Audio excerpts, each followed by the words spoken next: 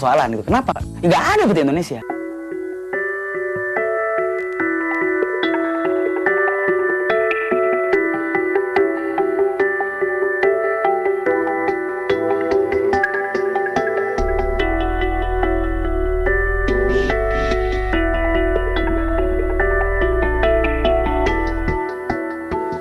Beberapa tahun setelah kita meneliti ekonomi dan segala macam, kita ketemu sama teman-teman seni rupa.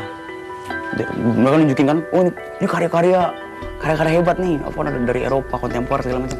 Saya tanya, Indonesia kok nggak punya lukisan ya? Sekian lama kita hidup, ada zaman Sriwijaya, Majapahit segala macam. Kita kok nggak punya lukisan, mana lukisan kita? Kalau batik itu lukisan bukan ya? Saya waktu itu tidak ngerti tentang batik sama sekali, nggak tahu apa tentang batik gitu ya. Bahkan tidak tertarik dengan batik.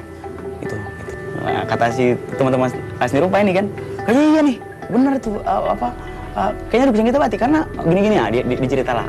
Batik itu sebenarnya tidak ada batik yang nggak punya cerita, pasti ada kisahnya.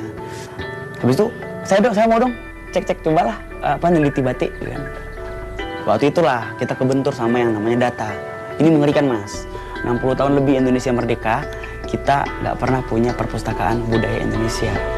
Nggak ada itu, nggak ada perpustakaan batik. Ada Museum Batik Solo, dan Hadi segala macam. Ada Museum Batik Jakarta, museum ini, museum. Tapi terkotak-kotak. Yang disebut dengan batik Indonesia itu tidak ada. Nggak ada itu, nggak ada gitu. Nah, jadi kita kumpulin, kita patroli lah. Kita muter tuh, segala macam. Dapatlah beberapa ratus ya, ada 500 sampai 600 motif gitu ya, untuk diteliti. Saya teliti. Awalnya benar iseng, bukan satu proyek penelitian, nggak ada yang mengkomisiin, kita iseng banget. Teliti, kita cek beberapa hal ya untuk geometri. Loh, ini fraktal. Nah, fraktal itu suatu aspek geometri yang unik. Kalau selama ini geometri yang kita kenal, geometri itu kan dimensi 1, dimensi 2, dimensi 3 gitu ya. Ada kan dimensi 2, dimensi 3. Nah, kalau fraktal itu ada dimensi pecahan. Nah, kayak brokoli gitu. Brokoli ini gini, di dalam brokoli ada brokoli nih. Coba misalnya kita potong yang bagian ini. Bentuk ini sama. Jadi seandainya ini ditutup, Mas tidak akan mengira ini brokoli yang gede. Paling kan potongannya doang. Nah, kita potong lagi yang kecil ini, kemudian kita buang, maka kita akan nemu gini. Ini sama kayak ini bentuknya. Inilah fraktal Mas. Gitu. Inilah fraktal itu. Inilah yang kita matematikakan, kita geometrikan gitu. Nah, omongan saya tadi ada dalam bahasa geometris matematika. Jadi ada 1,2, 1,3, 1,7, 2, ini dan ini nggak ada kalau nggak ada komputer.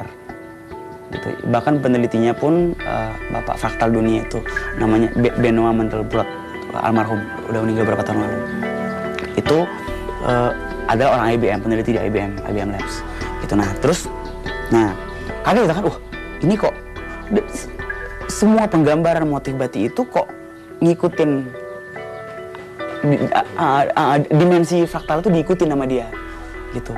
Ini ada apa gitu kan stres lah saya, bukan ya stres lah ya. Kenapa kita baru nemu sekarang gitu ya.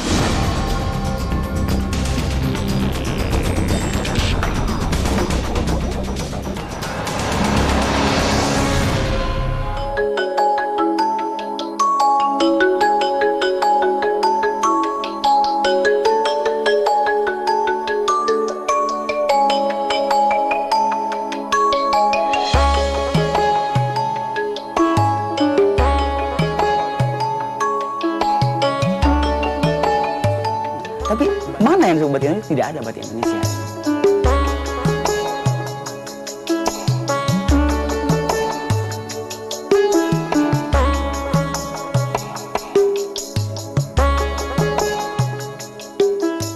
Anehnya adalah ketika mau dia itu batik Indramayu, Garut, Pekalongan, Solo, segala macam itu apa semua, Rembang, Madura sekalipun, dan sampai ke batik yang bukan pakai lilin.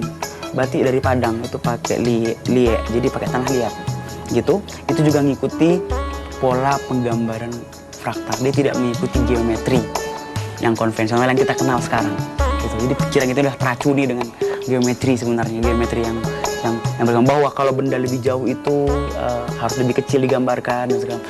Kita nggak pakai itu. orang Jawa ketika gambar sayap itu nggak berusaha meniru sayap gitu loh.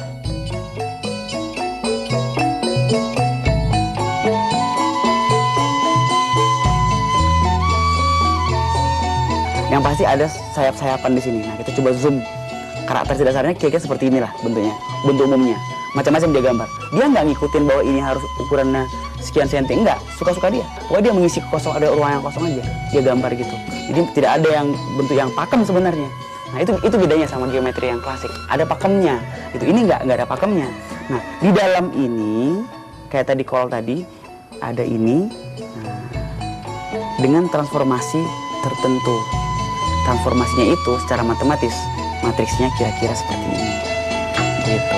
Inilah yang diikuti oleh. Jadi komputer bisa niru ini, niru gambar ini gitu loh. Cuman ya canting itu kan punya batasan resolusi. Jadi dia ketika menggambar titik-titiknya itu, nah, dia cuman ini ya. Sama kayak Megamendung gitu. Cari-carian yang dari Cirebon gitu. Ya itu juga gitu modelnya gitu. Jadi di dalam awannya itu ada awan-awan yang lebih kecil. Ini kayak flowchart, the flowchart of batik ceritanya gitulah, gaya-gaya kerennya. Jadi apa namanya, ada awan, dia lihat misalnya otak manusia itu adalah komputer, ya, maka dia akan mencari atraktor-atraktor yang tertuliskan secara geometris dalam bentuk matriks seperti ini. Kalau dia menggambar awan seperti itu, keluar motif seperti yang saya pakai ini. Tapi kalau misalnya itu diteruskan jadi titik-titik yang kecil sampai misalnya kita mengandaikan bahwa canting itu sampai beberapa mikron kecilnya, maka dia akan mengikuti bentuk seperti ini. Dan ini itu udah sama seperti, udah kayak naturalis. Gimana matriksnya kira-kira? Ini kira matriksnya. Ini sudah bisa secara komputasional kita generasi melalui komputer. Gitu. Kemudian itu dicanting sama dia. Gitu. Kalau cantingannya itu kita teruskan sampai kecil sekali, dia jadi lukisan naturalis lagi. Gitu. Ini mungkin cara berpikir mereka ketika menggambar semua motif-motif batik yang ada yang kita kenal hari ini.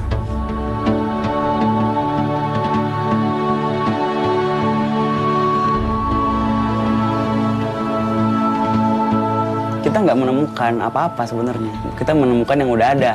Disebut menemukan sebenarnya nggak. Kita cuma menunjukkan bahwa ternyata batik itu punya geometri yang seperti ini. Gitu. Hanya itu doang sebenarnya. Jadi sederhana itu. Bukan menemukan dari yang tidak ada gitu. Nah, ternyata kan dasar dari semua hal itu kan adalah geometri.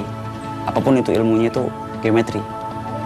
Nah, karena kita menunjukkan inilah geometri yang kira-kira bisa mendekati batik, maka adalah beberapa hal yang bisa dihasilkan dari situ.